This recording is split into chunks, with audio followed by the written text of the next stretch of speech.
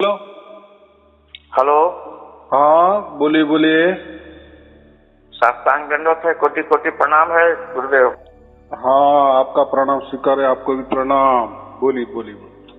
गुरुदेव आप थोड़ा कृपा करें, एक नंबर दे रहे हैं व्हाट्सएप नंबर, उस पर अपना सत्संग का प्रोग्राम सब भेज दीजिए। नहीं ऐसा है, वो जो आपका व्हाट्सएप नंबर है ना, उसमें आप नमस्ते करो, फिर हमारी टीम को समझ में आता है। जिसमें नमस्ते कहा जाता है ना, उससे समझ में आता है कि आपको ये रोज वाले सत्संग चाहिए। हाँ सत्संग चाहिए। हाँ बराबर ना, फिर आ जाएंगे ना। अच्छा उसी नंबर से करें। हाँ तो उसी नंबर से आप जिस नंबर को आप रोजाना सत्संग आपको चाहिए, उसमें आप नमस्ते करें, ताकि टीम को समझ में आ जाएगी कि इनको रोज वाले सत्संग जरूर। कैसे है, हजारों हजारों फोन रहते हैं ना, व्हाट्सएप नंबर है तो उसमें समझ में नहीं आता ना आपको कौन से नंबर पे चाह रहे हो, तो इसलिए बाकी कुछ नहीं। बस हमारे समझी साहब सुनना चाह रहे हैं, सुनाए थे इनको सत्संग कुछ, तो ये चाह रहे हैं कि हमारा व्हाट्सएप पर आ जाए, हम भी सुने। हाँ तो ठीक है ना, वो उनके जो व्हाट्सएप है ना जी, तो उसमें नमस्ते करो मेरे लिए, ये मेरे नंबर पे जी। ऐसा मैं बोल रहा हूँ, फिर शुरू हो जाएंगे। क्या है उसमें, बहुत सहज बात है। तो उनको ऐसा कहे कि आप जिस पर चाह रहे हो ना, जिस नंबर पे, तो उस नंबर से आप नमस्ते करो इस नंबर पर, यानी जो आप मुझसे बोल रहे हो ना, आप ये नंबर पर, ये नंबर उनको दे दो, बस ये नंबर को नमस्ते करो आप, फिर समझ जाएगा। ऐसा मैं कह रहा हूँ, उस सुविधा के लिए किया है ना। जी जी बाकी कुछ ठीक है। आप सब ठीक है गुरुजी, आप ठीक है? बस एकदम आनंद में हूँ। आप कैसे हो? आपका दुआ आशीर्वाद है मेरे साथ। बस यही होना चाहिए, बाकी क्या है, बाकी तो चल रहा है। परमात्मा मिले या ना मिले, ना मिले तो भी ये ऐसा ही चलने वाला था, अभी मिल गए वो भी ऐसा ही चलने वाला है। लेकिन बस इतना ही कि अभी हमारे साथ परमात्मा, ये खुशी की बात है। बराबर, उनका अनुभूति तो हो रहा है परमात्मा के। हाँ अनुभूति ही होनी चाहिए। अभी ये अनुभूति कौन कर रहा है? आपका आत्मा ही कर रहा है ना। तो आपका कृपा है प्रभु। हाँ, और किसका अनुभव कर रहा है? परमात्मा का अनुभव कर रहा है ना जी। हाँ, तो खुद का तो खुद नहीं कर रहा है ना, आपका आत्मा ही आपका अनुभव नहीं कर रहा है ना। आत्मा का अनुभव नहीं करता ना जी। खुद को कैसा करेगा और क्यों करेगा? कोई लोग बोलते हैं ना कि हमारा आत्मा ही प्रकट हो गया, आत्मा को जान रहा है। नहीं तो ऐसा नहीं होता। देखो, एक जानने वाला होता है जी, और जिसको जाना जा रहा है वो होता है। जैसे कोई वस्तु होती है, वस्तु को हम आंखों से देखते हैं, तो उसमें दो आ गया ना, एक देखने वाले हम और जो वस्तु होती है वो, ये दो हो गए कि नहीं? जी। हाँ, तो ऐसा ही ये महसूस कौन कर रहा है? ये चिपका कौन है? आत्मा। हाँ नहीं, ये परमात्मा के साथ ही आत्मा के साथ ही परमात्मा है। अनुभव कौन कर रहा है? आत्मा कर रही है हमारा अनुभव। किसका कर रही है? परमात्मा का कर रही है जी। हाँ, तो ऐसा कहते ना कि आत्मा ही होता है, अंदर बाहर ऊपर नीचे सब आत्मा ही आत्मा होता है। तो आत्मा का क्या अनुभव करेगा? खुद का अनुभव क्या करने वाले? हम तो बोल रहे, चल रहे, सुन रहे, देख रहे, सब संसार चल रहा है, हम भी उस संसार में है। हमको जानने की क्या जरूरत है? बराबर, और जानने का क्या जरिया है? ये मन से थोड़ी आत्मा, हमारी आत्मा को हम जान सकते हैं क्या? हमारे मन कभी ये जो देखो, ये जो हम बोल रहे हैं ना, ये बोलने को जो शक्ति लग रही है ना, वो हमारी आत्मा की शक्ति है। बराबर, और शरीर से हम बोल रहे हैं, लेकिन वो जो आवाज आ रही है ना, वो शक्ति है, इसीलिए हम बोल पा रहे हैं। बराबर कि नहीं? नहीं तो मुर्दा को तो सब रहता है ना, मुख भी रहता है, पूरा शरीर भी रहता, फिर वो क्यों नहीं बोलता? तो हम क्या बोलते? उसके अंदर से वो शक्ति चली गई, यानी आत्मा चला गया, ऐसा हम कहते हैं ना जी। हाँ, तो ऐसी बात है। तो जिंदा आदमी जो होता है उसके अंदर आत्मा होती है ना। आत्मा माने एक शक्ति, एक एनर्जी, बराबर। जी एनर्जी माने जैसा गाड़ी में पेट्रोल होता है, पेट्रोल से गाड़ी चलती है ना, जी यानी चलाने वाला कोई तो भी शक्ति चाहिए ना, चाहे फिर वो गाड़ी बैटरी पे चले, पेट्रोल पे चले, गैस पे चले, लेकिन ये जो शक्ति देने का जरिया अलग अलग हो सकता है। लेकिन ये मनुष्य जीवन के लिए हमको शक्ति कौन देता है? बोलने की शक्ति, सुनने की शक्ति, तो वो हमारा आत्मा देता है जी। हाँ।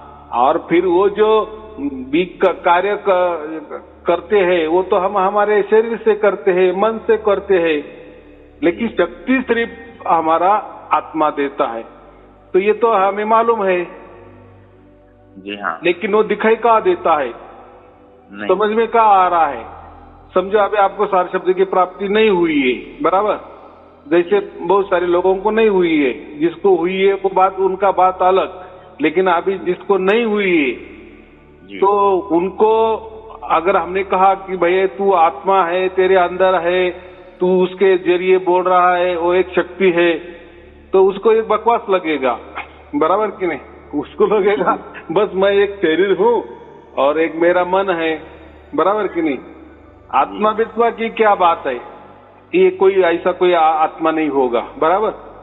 लेकिन कबीर साहब ने ये जो सार शब्द दिया है ना, ये बहुत बड़ी मेहरबानी की है हमारे लिए, वो उपलब्धि है हमारे लिए, बहुत बड़ी अमूल्य भेंट है कि ऐसा सार शब्द कि जिससे हमको जो हम कहते थे कि हमारे अंदर आत्मा है जो बोलती है चलती है, तो वही हमें समझ में आती है। लेकिन कब?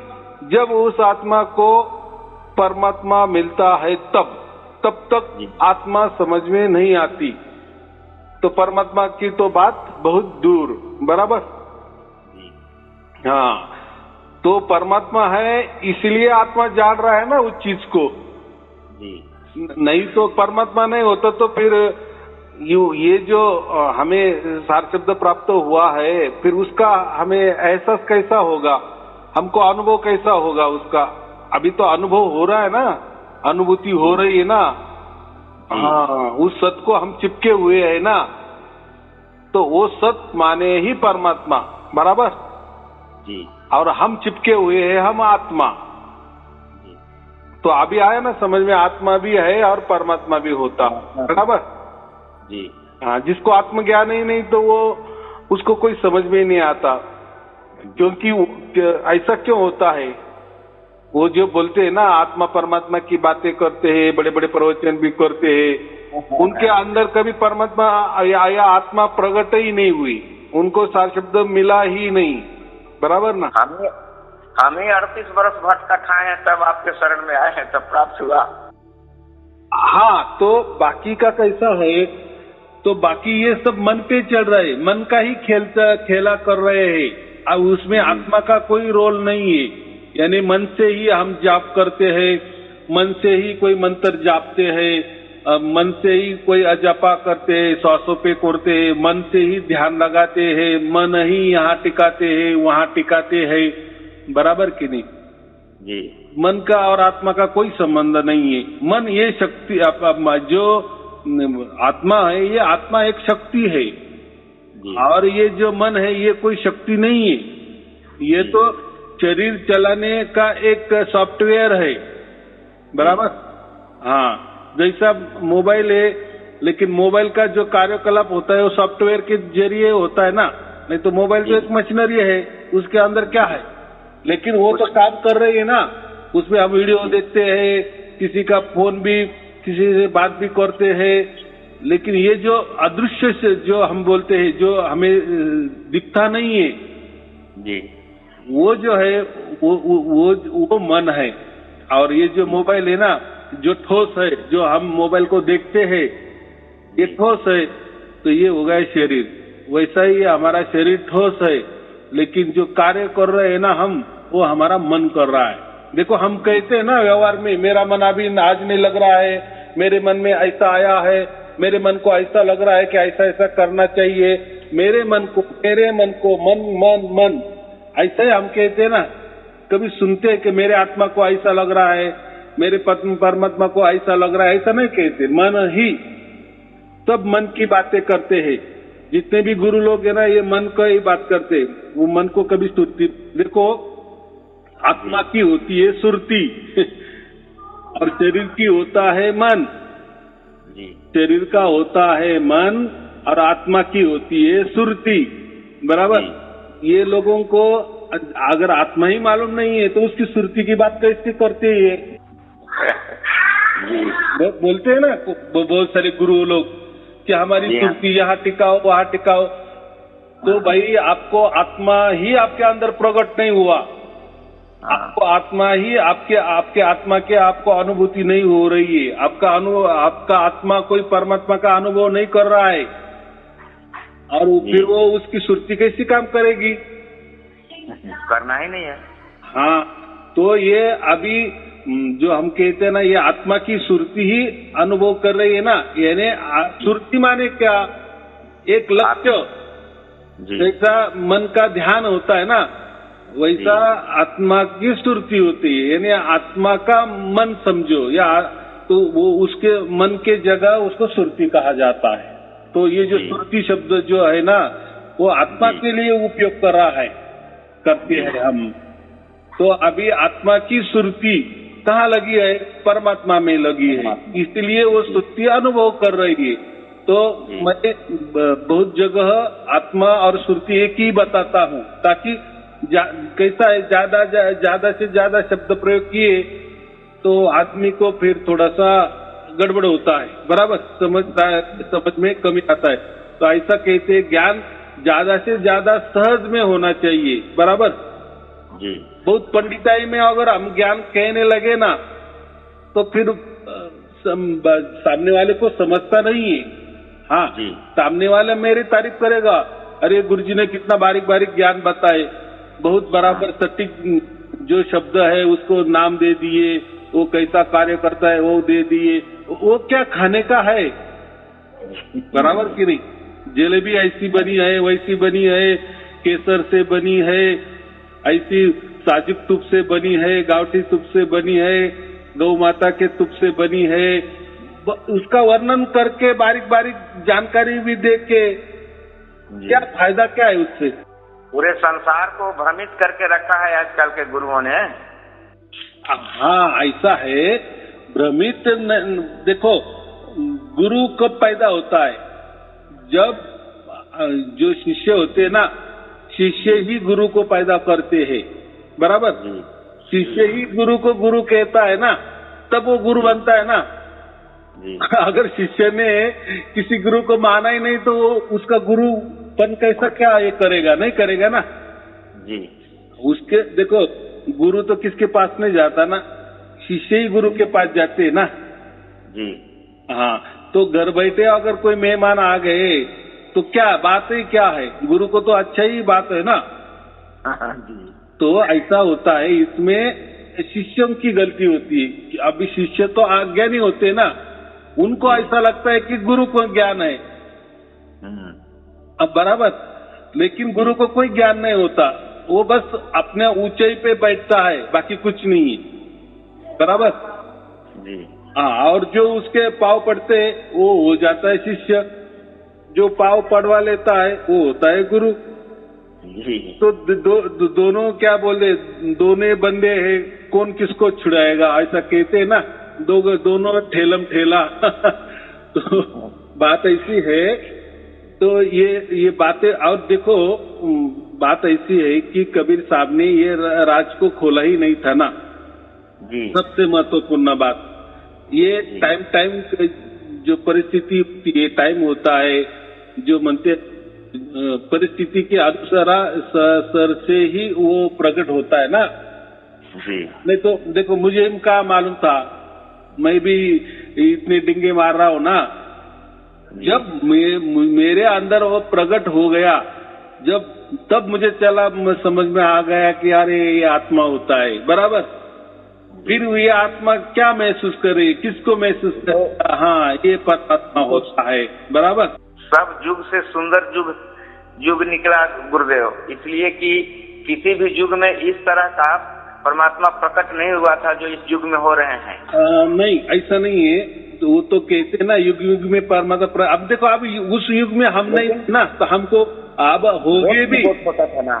अब समझो उस युग में हम होगे भी, लेकिन हमें ये लखाव नहीं हुआ था ना। तो जनरल नहीं होता था ना, तो जितना प्रकट हो रहा है अधिक से अधिक मात्रा में इस तरह का तो पहले कभी किसी युग में हुआ नहीं था। हाँ, तो आया बात समझ में। तो वो बात ऐसी है ना कि उस युग में के बाद में दूसरा युग था ना। अभी ये कलयुग क्या होता है, कलयुग समाप्त होने वाला है ना, और अभी सतयुग की शुरुआत होने वाली है ना। इसलिए ज्यादा से ज्यादा लोगों को ये प्राप्त हो रहा है, बराबर। और इसको प्राइम टाइम कहते हैं। जैसा जो चक्र है, युगों का चक्र, सत्य युग, त्रेता युग, द्वापर युग और कलयुग। कलयुग ये लास्ट वाला है, बराबर। तो अभी ये लास्ट के बाद क्या होता है, वापिस वो चक्कर शुरू हो जाता है, सतयुग का चक्कर आता है। लेकिन अभी ये कलयुग और ये सतयुग का जो बीच वाला काल होता है उसको प्राइम टाइम कहते हैं हम, बराबर। संधि काल बोलते हैं, संधि काल। तो इसमें क्या होता है, परमात्मा अपना राज खुला कर देता है, ये बात होती है। अभी ऐसे संधि काल आने की कोई आवश्यकता नहीं थी ना। समझो सतयुग के बाद त्रेता, तो सब लोग अच्छे ही थे ना। समझो सतयुग में 100% लोग अच्छे होते, तो त्रेता युग में थोड़ा सा 25% कम हो जाता है, 75%, 75% लोग अच्छे होते हैं, 25% बुरे होते हैं। फिर द्वापर आता है, द्वापर में सब 50-50 हो जाता है। आधे लोग अच्छे रहते हैं और आधे लोग बुरे होते हैं। लेकिन जैसा कलयुग आता है, सभी के सभी बुरे होते हैं। बुरे मतलब क्या, स्वार्थ बुद्धि, बस मैं और मेरे लिए, बराबर जी। हाँ, ऐसे कहते हैं ना। फिर स्वार्थ इतना कलयुग में बढ़ जाता है, तो स्टेट प्रॉपर्टी के लिए अपने चाहे बीबी का भी खून कर दे। तो ऐसा क्यों होता है, ये जो लालच है ना, ये लालच बढ़ जाती है। तो कलयुग में ही ये संभव है, बराबर। पहले के जमाने में लोग आत्मा को भी मानते थे, परमात्मा को भी मानते थे, कम से कम अंदाजा रखते थे कि हाँ है, परमात्मा है, सब कुछ चलता था, बराबर। लेकिन जैसा कलयुग आता है तो परमात्मा को पूरा नकार ही देते, बराबर। तो क्या नकार यानी क्या करते कि परमात्मा बस हम ही है, हम खुद ही है, ऐसा हो जाता है। सब उल्टा पुल्टा हो जाता है ना। कलयुग का चक्कर माने क्या बोलते हैं हम, उल्टा हो जाता है ना। बोलवे करता है आजकल के गुरु लोग। हाँ, तो फिर ये कलयुग की शुरुआत होती है। अपना कलयुग का जो हम बोलते हैं ना, घोर कलयुग। घोर कलयुग माने एकदम अभी खत्म होने वाला ही है। तो इसमें हाँ, इसका पहचान कैसी है, जब सर्वसामान्य आदमी खुद को परमात्मा घोषित करने लगता है ना कि मैं परमात्मा हूँ, तब समझना कि ये घोर कलयुग का अंत आया है। एकदम घोर कलयुग चल रहा है, यानी अभी बहुत नजदीक है कि अभी सबका अंत हो जाएगा। यानी जो परमात्मा है वो इतना बड़ा शक्तिशाली परमात्मा, इतने अनंत ब्रह्मांड चलाता है, अगर वो शक्ति को ही खुद को कहने लगा तो हम क्या कहेंगे। यानी परमात्मा ही खुद को कहने लगा, इसका मतलब क्या होगा, ये घोर कलयुग में ही संभव है ना जी। इसके पहले कभी पढ़ो, आप सत्ययुग में पढ़ो, त्रेतायुग के पोथी पुराने पढ़ो, द्वापर के पढ़ो, उसमें कोई गुरु ने ऐसा कहा है कि मैं ही परमात्मा हूँ, ऐसा कहीं आपने सुना है क्या? नहीं ना। हाँ, फिर ये आपको घोर कलयुग में, इसके पहले कलयुग नहीं था, ऐसा नहीं। कलयुग तो बहुत हो गया, अभी ये तो बहुत लास्ट के कुछ बरस है। लेकिन इसके पहले कलयुग में भी कोई ऐसा गुरु कहता नहीं कि मैं ही परमात्मा हूँ, बराबर। ये तो घोर कलयुग में आ गया। अभी फिर लोग समझ में जाते हैं कि अभी ये कलयुग का अंत होने जा रहा है, इतना उसका। और ये जो भविष्यवाणी है ना, ये सब लिखी हुई भी है, कलयुग में क्या क्या होने वाला है। लेकिन लास्ट में उसकी पहचान यही होता है कि जब आदमी ही परमात्मा बन जाता है, आदमी ही परमेश्वर बन जाता है। हर मास का जो नश्वर नाशवान मलमूत्र का शरीर धारण करने वाला, नष्ट होने वाला, मिट्टी वाला एक आदमी जब खुद को परमात्मा कहने लगता है ना, तब समझ में जाना कि एक घोर कलयुग का अंत होने वाला है। यानी घोर युग, ऐसा समझो कि घोर युग की शुरुआत हो गई है और अभी जल्दी जल्दी इसका अंत भी होने वाला है। इसका लास्ट स्टेज ऐसा होता है, बराबर की? क्योंकि आदमी परमात्मा बन गए, बाकी क्या बचा? फिर परमात्मा ढूंढने की बात ही नहीं ना। फिर देखो हर जितने भी गुरु है ना, तो हर वो किसी न किसी अवतार कहता है। कोई बोलता है मैं शिव का अवतार हूँ, कोई बोलता है मैं ही भगवान विष्णु का अवतार हूँ, कोई बोलता है मैं ही भगवान श्री कृष्ण हूँ, बराबर की नहीं? मैं ही भगवान राम हूँ, मैं ही कबीर जी का अवतार हूँ, कोई बोलता मैं ही परमात्मा हूँ, कोई बोलता मैं ही गुरु नानक देव जी हूँ, कोई किसी महापुरुष का नाम लेते, कोई किसी संत का नाम लेते हैं, बराबर जी। वो दोबारा क्यों आएंगे?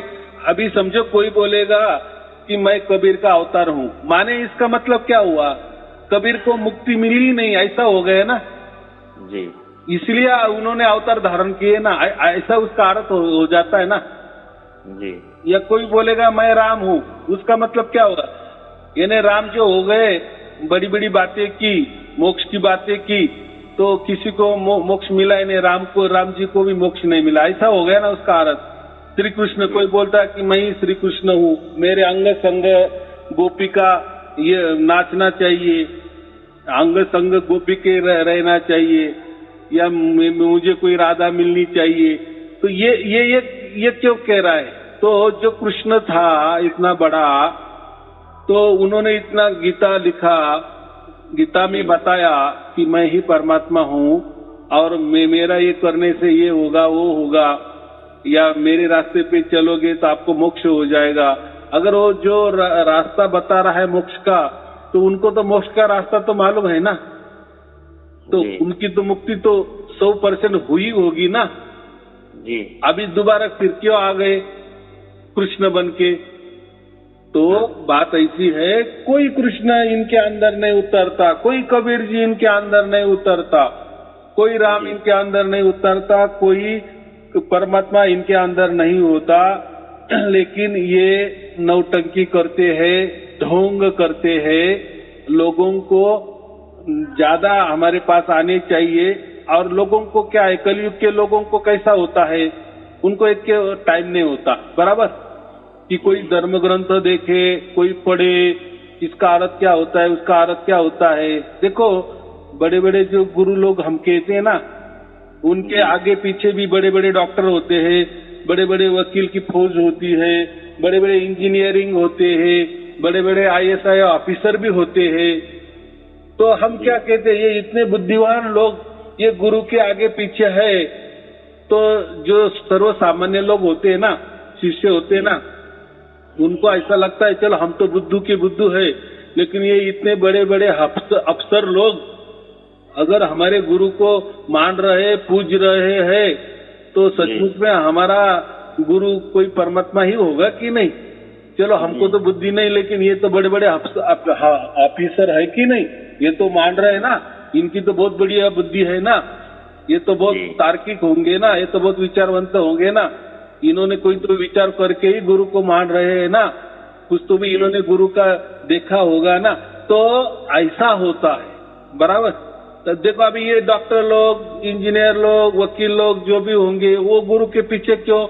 तो उनको ऐसा लगता है कि हम भी कहाँ ढूंढते रहेंगे, धर्म ग्रंथ देखते रहेंगे, कोई शास्त्रार्थ पढ़ेंगे, कब पढ़ेंगे, हमको भी टाइम नहीं है। लेकिन ये गुरु बताता है ना, मेरे पास आ जाओ, मेरे पास सब शास्त्रों का निचोड़ है, मैं आपको परमात्मा मिलवा देता हूँ। नहीं, मेरे अंदर ही परमात्मा उतर गया है, मेरे अंदर राम उतर गया है, मेरे अंदर ही कबीर जी उतर गए हैं, मेरे अंदर ही परमात्मा उतर गए हैं।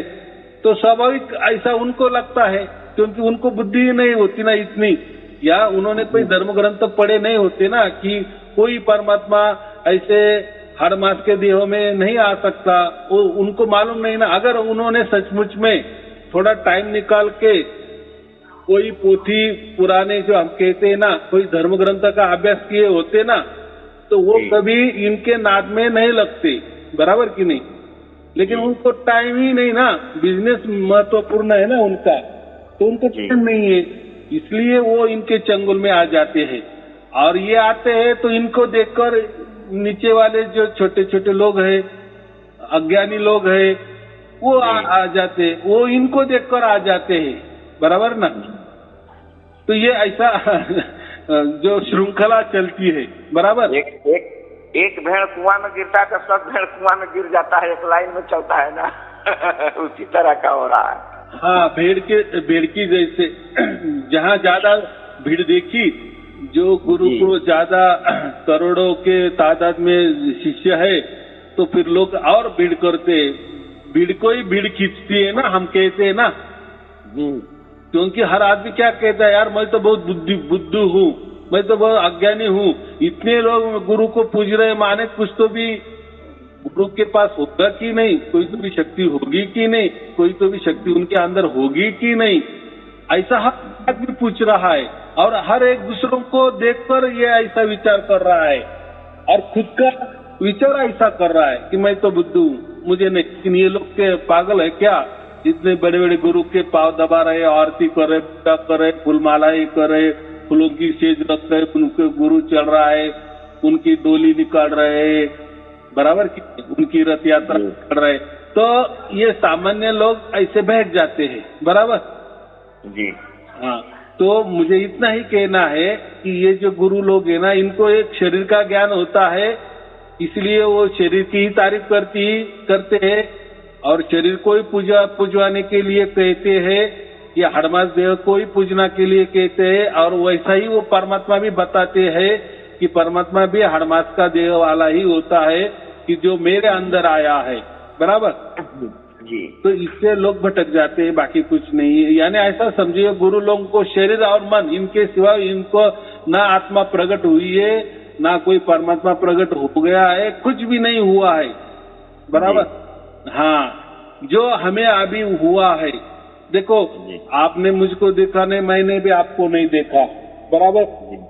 मैंने आपका कोई नाम भी नहीं पूछा, चलो मेरा तो नाम और मेरा फोटो भी हर वीडियो के लास्ट में तो रहता है, लेकिन मैंने तो आपको देखा ही नहीं ना। लेकिन जो घटना घटनी चाहिए वो तो घट गई ना, घट रही है ना। आपका आत्मा तो जागृत हो गया है ना, आपका आत्मा तो परमात्मा की महसूस की करने लगा है ना। जी हाँ। हाँ, अनुभव, आपका आत्मा परमात्मा का तो अनुभव कर रहा है ना, अनुभूति ले रहा है ना, उसमें उसके ही साथ चिपक गया है ना, परमात्मा के साथ, उस सत्य के साथ चिपक गया है ना। तो ये बहुत बड़ी उपलब्धि हो गई कि नहीं। और एक प्रश्न है कि हम निरंतर, जैसे कहा है कि निरंतर जो अभ्यास करता है वो मुझको प्राप्त होता है, वो निरंतर नहीं हो रहा है मेरे साथ। नहीं, देखो निरंतर माने उसका मतलब क्या होता है, जो खंड नहीं। तो एक्चुअली जो परमात्मा है ना, वो ही आदि अनादि अनंत अखंड निरंतर, वो उसकी व्याख्या है। तो जैसा ही हमें वो प्राप्त होता है तो वैसे हमको अनुभूति आती है। तो अभी आपको आने शुरू हो गई, अभी वो होगी, निरंतर भी होगी, अखंड भी होगी, या होती भी होंगी। आपका जैसा आपकी उतनी समझ नहीं होगी, लेकिन 24 घंटा नहीं हो पा रहा है। नहीं, जो जाने दो, ऐसा कुछ नहीं होता है। वो देखो कबीर साहब ने तो वो एक पल की घटना की, एक पल में भी हमारा जुड़ा हो गया ना। हाँ, जुड़ा तो हो गया है। बस बहुत हो गया, वही होना चाहिए। देखो पूरा परमात्मा क्या हमारे अंदर नहीं उतरता, या पूरा परमात्मा हमारे अंदर नहीं प्रकट, बस हमारा आत्मा का परमात्मा से एक जुड़ा हो जाता है, बाकी कुछ नहीं। जुड़ा तो फिर एक पल का भी हो सकता है ना। जैसे आपने मेरा फोन लगा दिए, कितना देर लगा, लेकिन हमारा जुड़ा हो गया। फोन लगाने के लिए जितना आपके बातों पर ही हम अडिग हैं गुरुदेव, आपके शब्दों से ही हम संतुष्ट हैं एक बार हो गया परमात्मा प्रकट तो जानो कि तुम्हारा भाव से बेड़ा पार है। वो बराबर नहीं आएगा, उसका काम है, तुम्हारा काम नहीं है, उसके लिए कुछ नहीं करना है, तो उसी पर हम स्वतंत्र हैं प्रभु। एकदम बराबर है, यही होता है। उस 24 घंटा माने हम उसको क्या कहते हैं कि परमात्मा अनंत है, वो कोई खंड में खंडित परमात्मा नहीं होता। जिसका भी आपको जुड़ा हो गया ना, वो अखंड परमात्मा का ही जुड़ा आपके अंदर हो गया है, निरंतर हो गया है, अखंड तरीके से हो गया है, ऐसा उसका मतलब होता है। तो ऐसा नहीं कि 24 घंटा, तो देखो आपको नहीं लग रहा है, तो देखो परमात्मा तो पहले से ही है ना, परमात्मा तो आदि अनादि से ही है ना जी, बराबर कि नहीं। आपने अभी आपके अंदर प्रकट हो गया या थोड़ी देर के लिए आ रहा है, ऐसा आपका कहना है, तो उसका माने तो अभी वो प्रकट हो गया क्या? ऐसा नहीं, वो तो प्रकट ही है ना, लेकिन आपके आत्मा के सुरती ने उसको पकड़ा नहीं था, बस बराबर कि नहीं। यानी ऐसा समझो, आपकी आत्मा की सुरती कभी परमात्मा को ढूंढने गई ही नहीं, उसने कभी सोचा ही नहीं। वो आपको आत्मा को ऐसा समझो, ये मन ही मालूम था और ये शरीर जो है ना उसके अंदर है ना, वो बस इतना ही उसको मालूम था। लेकिन कभी न कभी उसका भी, हम बोलते हैं ना, दिन आता है, कभी कभी उसका भी, हमारा आत्मा का भी भाग्य जग जाता है। जब उसका भाग्य हो जाता है तो स्वयं परमात्मा ही उससे जुड़ता है, और वो एक पल की घटना होती है, बराबर। तो अभी किसी को उसका अनुभव 24 घंटे निरंतर अखंड होता है, तो किसी को थोड़ा थोड़ा होता है, आज थोड़ा आया, कल थोड़ा आया, परसों थोड़ा आया। तो ये जो मापदंड है ना, ये प्राकृतिक मापदंड है। तो परमात्मा का कोई ऐसा नहीं है कि मुझे आज के दिन 1 घंटे के लिए परमात्मा आ गया, माने बाकी है, फिर कल थोड़ा आया, यानी परमात्मा मुझे थोड़ा थोड़ा मिल रहा है, ज्यादा नहीं मिल रहा है, ऐसा नहीं है। क्या उसकी कृपा दृष्टि संपूर्ण 100% मेरे ऊपर नहीं हो रही है, थोड़ी थोड़ी हो रही है, ऐसा उसका मतलब नहीं होता है। वो एक पल की घटना होती है। एक बार हमारा जुड़ा हो गया ना, बस ऐसा समझो कि परमात्मा ने उसकी बच्चे की पहचान कर ली है ना, उसने उसके बच्चे के ऊपर ठप्पा लगा लिए ना, बस वो रजिस्ट्री हो गई, अनंत काल के लिए हो गई, बराबर जी। जुड़ा होना महत्वपूर्ण है, उसने हमको बांधना महत्वपूर्ण है, या हम उसके गोद में बैठ गए ना, वो महत्वपूर्ण है। चाहे हमें उसकी में मौजूदगी, जो एहसास हम जो बोल रहे हैं, उसका स्पर्श 24 घंटे भी नहीं हुआ, ऐसा कुछ नहीं है।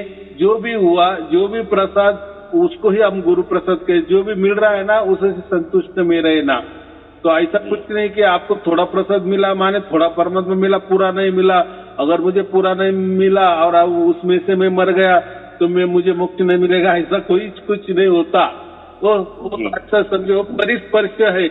पारस जो होता है ना, वो एक क्षण भी लोहे को टच किए ना तो लोहा तत्क्षण सोना बन जाता है, वो एक क्षण की घटना होती है। वैसा ही परमात्मा ने हमको एक क्षण के लिए भी स्पर्श किए ना, बस वो 24 घंटे जैसा ही होता है। जी। अगर आपकी इच्छा है वैसा होना चाहिए, 24 घंटे मुझे लगना चाहिए, ऐसा आपको लग रहा है तो वो भी होगा। और लेकिन वैसा हुआ तो उससे कोई अधिक फायदा है, और वैसा नहीं हुआ तो उससे कोई नुकसान है, या तो परमात्मा की आपके ऊपर कम कृपा दृष्टि है, ऐसा उसका अर्थ नहीं होता, बराबर।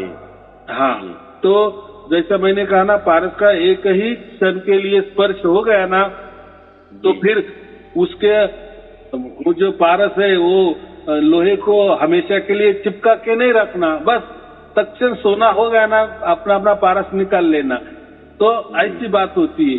तो माने जैसा पारस लोहे से बाजू हो गया, तो जो अभी सोना बन गया है लोहा, और अभी पारस भी बाजू हट गया, तो थोड़ी देर के बाद वापस वो जो सोना है वो लोहा नहीं बनेगा, बराबर। अभी वो बन गया। हाँ, तो वैसा परमात्मा समझो पारस है, आपको उसने स्पर्श कर दिए, बराबर।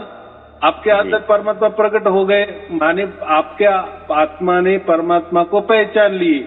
बस आपका जो जीवन था, आपका जो मनुष्य जन्म था, जिसलिए आपने मनुष्य जन्म लिए थे, या जो आपको मोक्ष चाहिए था, वो अभी आपका पक्का हो गया। बराबर। अभी ऐसा समझो, वो पारस अभी आपसे हट गया।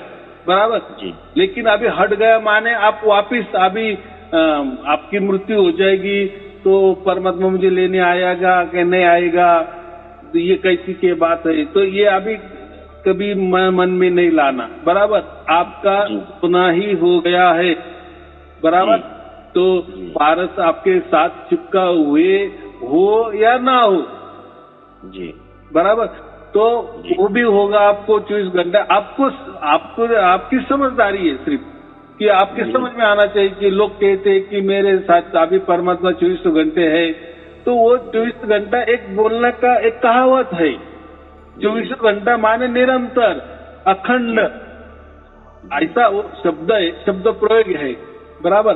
तो उसका मतलब ऐसा नहीं करना 24 घंटे हो। जिसको भी 24 घंटे भी ऐसा समझ रहा है कि लोग की नहीं, मुझे मेरी आत्मा परमात्मा की मौजूदगी, परमात्मा का एहसास, परमात्मा का अनुभव 24 घंटे कर रहा है, वो परमात्मा का अनुभव 24 घंटे कर रहा है मेरी आत्मा, तो उसका मतलब उसके साथ बहुत बढ़िया परमात्मा कृपा दृष्टि के वर्षाव कर रहा है। मेरे साथ एक क्षण के लिए आया और बाकी बाद में आया ही नहीं, तो दोनों बात तरीके ही है। बराबर। तो उसमें कभी कम ज्यादा मानना नहीं। ये घटना महत्वपूर्ण थी कि हाँ, मेरे अंदर सचमुच में आत्मा है का और जब आप अभी आत्मा भी क्यों कह रहे, जब उसको परमात्मा मिले तब आप आत्मा बन गए। तब तक आप आत्मा भी नहीं थे, यानी आपको आपकी पहचान नहीं थी। बराबर। आपकी पहचान ऐसा समझो कि ना के बराबर, यानी आपके अंदर आत्मा है नहीं आए, उसका कुछ ये नहीं था।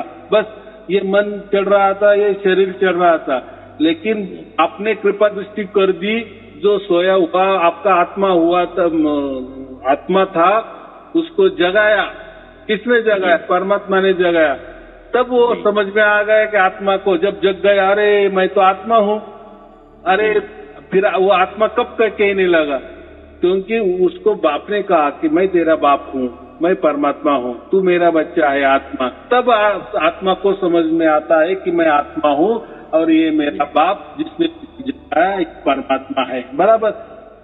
और फिर वो 24 घंटे साथ में रहता है, यानी जुड़ा हुआ साथ में रहता है। 24 घंटा माने कोई परमात्मा 24 घंटे इनके उस आत्मा के साथ ही रहता है, ऐसा कुछ नहीं। बस उसने पकड़ लिए, उसको बांध लिए, क्योंकि हमारा प्रारब्ध तो अभी चलने वाला है ना, कुछ तो भी बरस, 20 बरस, 40 बरस, जो भी मृत्यु हमारी जब तक नहीं हो तब तक तो हमें तो प्रकृति में रहना है ना जी।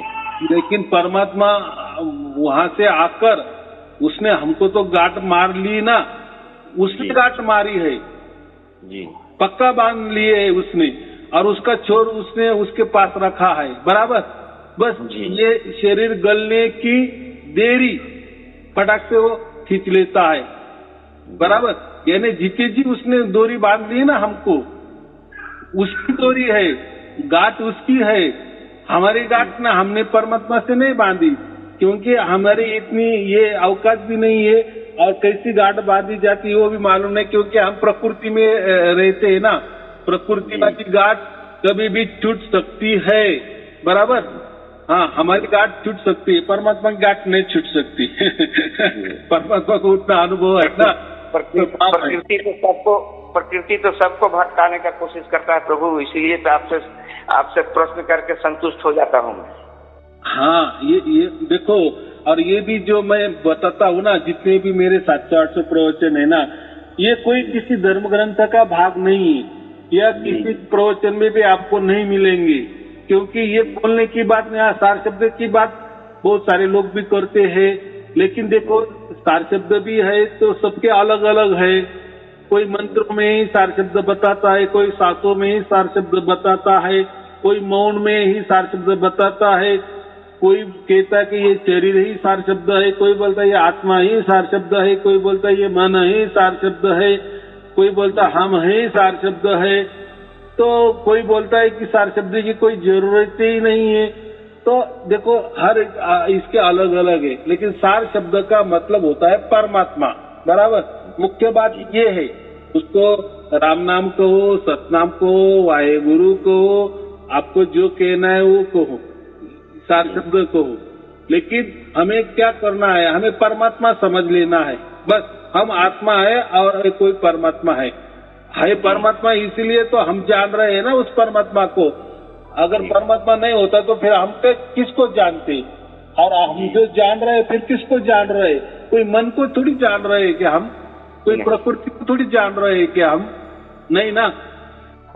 जब तक परमात्मा हमारी आत्मा को नहीं जगाता तब तक हम आत्मा भी नहीं रहते, बराबर। हम ऐसा समझो मन ही रहते हैं। मन को कोई जीव भी कहता है, जीव का जैसा जीव होता है ना, जीव को कोई लेना देना नहीं। जीव माने क्या, बस शरीर ही मैं हूँ और इसके अलावा कुछ नहीं, बराबर। लेकिन जीव की जगह हम मन कहते हैं, मन तो लोगों को समझ में आ जाता है जीव की जगह। फिर जीव तो फिर लोग बोलते हैं जीवात्मा। तो बात ऐसी है, जो हम जीव कहते हैं उसका जीवात्मा कब बनेगा, उसको आत्मा का स्वरूप कब समझ में आएगा कि मैं आत्मा हूँ? जब तक परमात्मा उसको नहीं मिलता या परमात्मा वो आत्मा को नहीं जगाता तब तक उसको आत्म स्वरूप नहीं समझता, खुद का आत्म स्वरूप नहीं समझता, बराबर।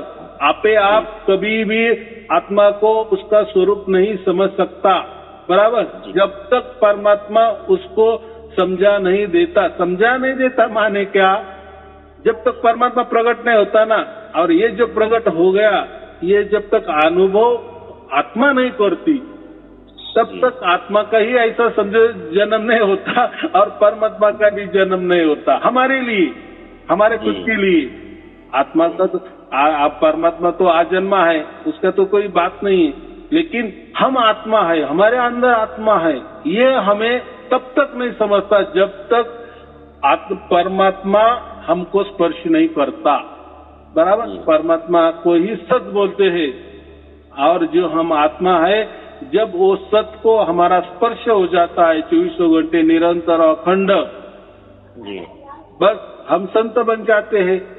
यानी हम आपको इसको ही आत्मज्ञान कहते हैं। ये असल में होता है आत्मज्ञान, बराबर, आत्मा का ज्ञान। और ये क्या ज्ञान, प्रगट ज्ञान है ना। ज्ञान का दूसरा अर्थ माहिती, मालूमात, जानकारी, उसको भी ज्ञान कहते हैं। लेकिन अभी ये जानकारी नहीं हो गई आपको, आपके आत्मा ने परमात्मा को जान लिया, परमात्मा को जान लिया, या परमात्मा ने आपको आत्मा को जगा दिए, बराबर। दोनों का अभी सचमुच में मिलन हो गया, इसलिए तो आपका आत्मा समझ रहा है और परमात्मा का स्पर्श अनुभव कर रहा है, बराबर। इसके पहले उसने कभी ऐसा अनुभव किए नहीं, क्यों? तो उसको ही मालूम नहीं था कि मैं आत्मा हूँ, बस चुपचाप काम करता था। इसलिए हम क्या कहते, वो मन के पीछे ही भाग रहा था, उसको आपका मेरा बाप है कोई अलग, वो उसको मालूम ही नहीं था ना। वो प्रकृति को ही अपना माँ बाप समझता था, काल को ही माँ बाप समझता था, ये मन को ही माँ बाप समझता था, ये शरीर को ही माँ बाप समझता था, बराबर जी। लेकिन जब हमारा भाग्य होता है तब परमात्मा की कृपा होती है और परमात्मा ही हमारी आत्मा को स्पर्श करता है, तब ये आत्मा जग जाती है। तब समझ में आता है कि हम आत्मा है, और मुझे किसने जगाया? तो ये परमात्मा ने जगाया। परमात्मा को सतगुरु भी कहते हैं, बराबर। हाँ, ये काम होता है सतगुरु का। और ये जो बाकी जो हड़मास के जो गुरु होते हैं वो सदगुरु होते हैं, वो कोई सतगुरु नहीं होते। सत का भी अर्थ सत ही होता है, लेकिन वो समझने के लिए देहधारी जो गुरु होते हैं हड़मास को, उनको सदगुरु कहते हैं।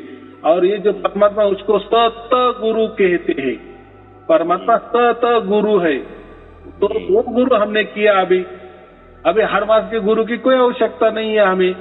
अभी किए बराबर, अभी किए भी थे हमने 2-4, आपने कहा ना कि मैंने 2-4 गुरु भी किए थे, तो उन्होंने कहा आपका आत्मा जगाया, जी नहीं जगा ना, तो वो कैसे सतगुरु हो गए? सतगुरु वो कोई परमात्मा नहीं बने ना, वो तो ऐसे ही कहते थे कि मैं परमात्मा हूँ। तो फिर परमात्मा है तो मेरा आत्मा को क्यों नहीं जगाया? जी क्यों नहीं जगा पाए वो? नहीं, तो असल में ये कोई सदगुरु नहीं थे, ये कोई परमात्मा नहीं थे, ये नहीं कोई कृष्ण थे, नहीं कोई राम थे, नहीं कोई कबीर जी थे, तो मेरा सदगुरु ही है। तो आया और मुझे जगाया, तो मुझे समझ में आया कि मैं आत्मा हूँ और मेरा बाप ये सतगुरु ये परमात्मा है। बस हो गए जीवन का कल्याण, बाकी कुछ करना नहीं होता। बस अभी सब बंधनों से हम मुक्त हो गए और हमें जीते जी हमें मोक्ष मिल गया है। बस यही स्थिति हमारी अनंत काल तक रहती है। बस ये शरीर जो है हड़बास का वो गलने की देरी, और हम ऐसे के ऐसे परमात्मा के साथ, तो सत के साथ हमेशा के लिए अनंत काल के लिए चिपके होते हैं, उसी आनंद में डूबे होते हैं। बस इतना सच बात है।